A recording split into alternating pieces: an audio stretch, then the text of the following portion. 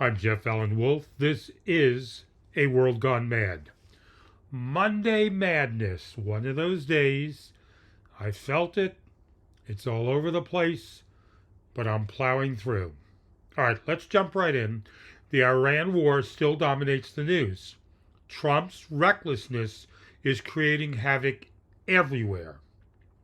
Now, Iran chose their new supreme leader, and it's the son of the former supreme leader that was just assassinated by Trump and Israel.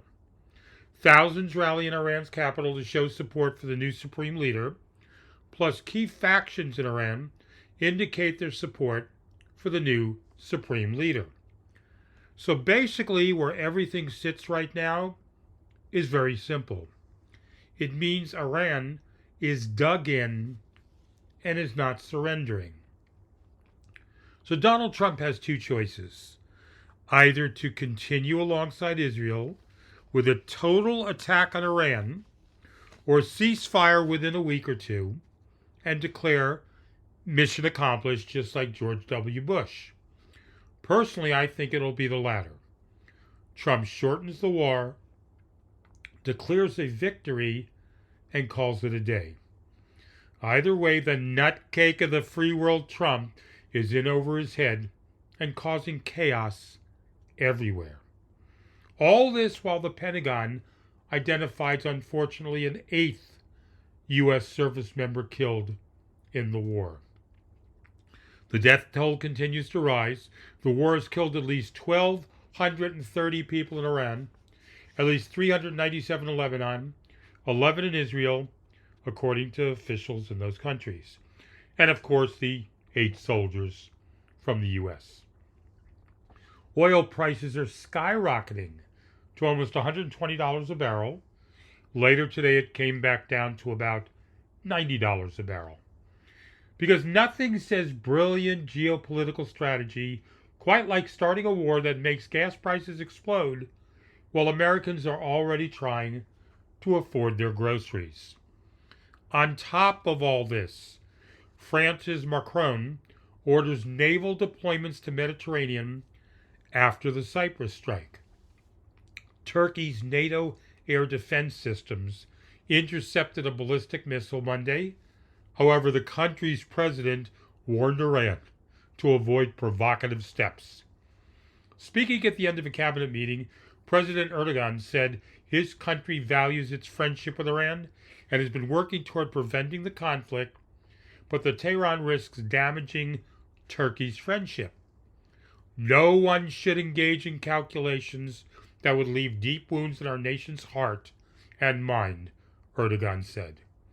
In light of today's incident, I once again remind Iran to avoid persisting in mistakes and stubbornness. And also today, with Monday Madness, there was more incoherent babbling from Donald's mouth. You know the kind. You're used to it. Well, maybe not used to it, but you know what it is when you hear it. The rambling speeches where every sentence sounds like it wandered in from a completely different conversation. Basically, Wolfpack listeners, a typical day in America under Donald Trump's leadership. Now, while I was keeping track of the war, I was wandering all over the internet. And what I found was interesting. I'll share with those of you who have not seen this. I was online several Facebook groups, and a question came up about prepping, and that if people are really prepping for SHTF. Excuse me. Now, some people didn't know what SHTF meant. I'm sure most of my listeners should, but if you don't, it means that you're preparing for shit hitting the fan. SHTF. In other words, are you ready for when things go wrong? Things turning into a very bad situation, and this refers directly to the word prepping, which means increasing your food and water and other supplies. Now, I alluded to this in many other episodes of my podcast, that my girlfriend and I have been doing this for many, many years. Others were engaged with prepping at that time, but sporadic groups here and there, not as prevalent. Well, these websites that I looked at Today, 95% of the people responding to the post about prepping for the SHTF are prepping. What does that tell you? People are buying several days or several weeks or even several months of food, water supplies, and medical supplies. You name it, they're doing it. And this tells me that people today take very seriously the threat of Donald Trump wrecking America and the world. And it was very encouraging for me to read the responses from these people. A lot of the comments on these websites, and please understand, these are normal websites, not doomsday craziness. Democratic websites who talk about news and politics were talking about World War III happening because of Donald.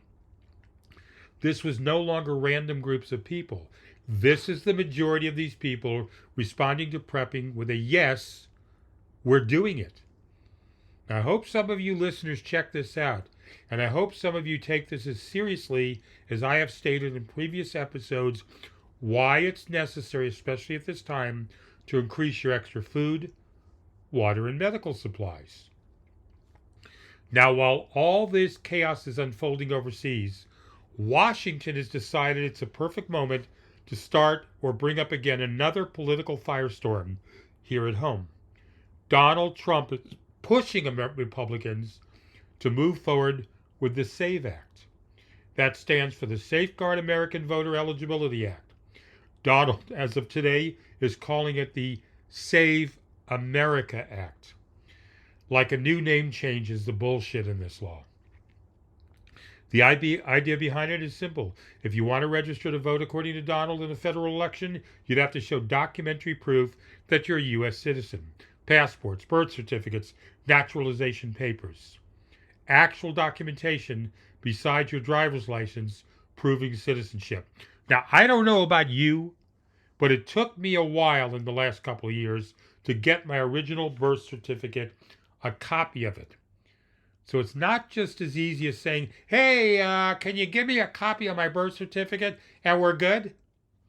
On paper, that sounds straightforward enough. Only citizens vote in American elections. Most people hear that and say, yeah, that seems reasonable. But Washington doesn't do simple. Washington takes simple, turns it into a 5-alarm political brawl. Because the moment the words voting law enter the conversation, the entire political class loses its freaking mind. But here's where the political reality kicks in.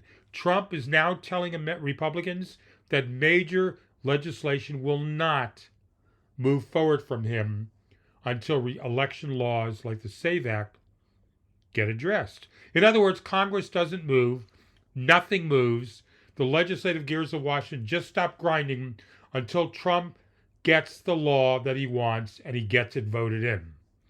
Which means Washington is once again doing what Washington does best, turning the basic act of governing into a hostage negotiation. And if you've watched Washington for more than about 10 minutes, you already know what happens next. Both parties start shouting about democracy. Cable news turns the whole thing into a political cage match. Panels of experts arguing over voting laws like it's the Super Bowl. One side says the country needs tighter election rules. The other side says the rules are already there, and this is about making it harder for people to vote. And while all that shouting is happening, the rest of the country is watching this circus, wondering why something as basic as elections always turns into a political food fight. Because in modern American politics, nothing ignites a bigger fight faster than the subject of voting. Doesn't matter what the bill is. It doesn't matter what the details are. The moment voting laws hit the floor, the entire political system goes into full meltdown mode. Suddenly, every politician in Washington is giving speeches about democracy. Every cable network is running wall-to-wall election panels. And the entire debate becomes less about solving a problem and more about winning the argument. And now the SAVE Act is about to become the next battlefield in that never-ending war. Another fight in Washington, another political showdown over elections. And if history tells us anything, this one isn't ending quietly. I finally ended my day watching the speech, because I do a podcast, watching the speech from Donald in front of the press corps. Donald Nutcake about the war in Iran. I've never wanted to punch my TV as hard as I wanted to punch my TV while listening to Trump's speech. Donald's nose was so damn long with all his Pinocchio lies. And there's only so many times you can vomit in your own mouth while listening to something said by Trump. And yet, 70 million plus supporters love him. Anyone care to figure that one out? I say sarcastically. This definitely was Monday Madness. I would give you the email to write to me with your comments, but most of you are not using it, so I'm not going to. I would tell you to sign up for Wolf, the national movement, but most of the listeners haven't. A few, but mostly only strangers have joined. Well over 100. I don't know where the Wolfpack listeners are. I'll be back again Wednesday. I'm Jeff Allen Wolf. This is A World Gone Mad. Be skeptical. Question everything. Don't lose hope. And most of all, stay alert.